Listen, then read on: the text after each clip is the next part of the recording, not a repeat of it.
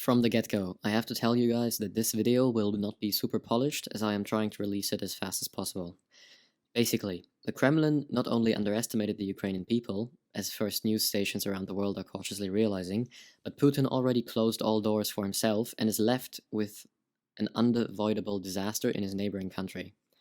The quick facts. Russia is way more powerful. Yes. Ukraine has been struggling to contain Russian advances until now. Yes, but after the initial push of Russian forces into major cities of Ukraine, it became quite clear that even within Russian-speaking parts of the population, a spark has been lit which is turning into a wildfire of fury on Putin and his invasion force. By today, February 28th, 10 a.m. Central European Time, there are close to 500,000 Ukrainians defending the towns and cities of the countries. Opposing them are 150,000 Russians, Belarusians, and Chechens.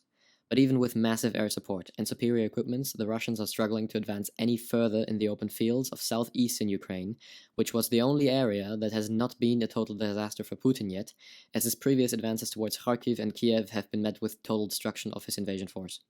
Putin is left with a simple choice: mobilize his own population for an offensive war they do not like, or attempt to win by using the current army he has while pulling more troops from other regions and creating the biggest traffic jam in Eastern European history. Even within the small regions of occupation, Ukrainian nationalists have started to carry out guerrilla attacks against frustrated, demoralized Russian troops. In the two cities of Melitopol and Berdyansk, for example, Russian troops are being attacked with Molotov cocktails and protests are being held on the town squares. Furthermore, all big cities such as Kharkiv, Mariupol, and Kiev will take weeks, months, or years to clear when taking into account the fanaticism of Ukrainian defenders. We as stock traders can pull off the geopolitical insider on this one.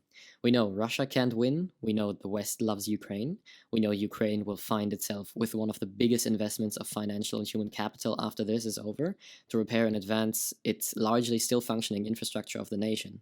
Therefore, investments in Ukrainian businesses are going to pay off big time, as the market has not realized the gravity of the Russian strategic failure yet, because news stations are lagging behind multiple hours to days with what's going on the ground.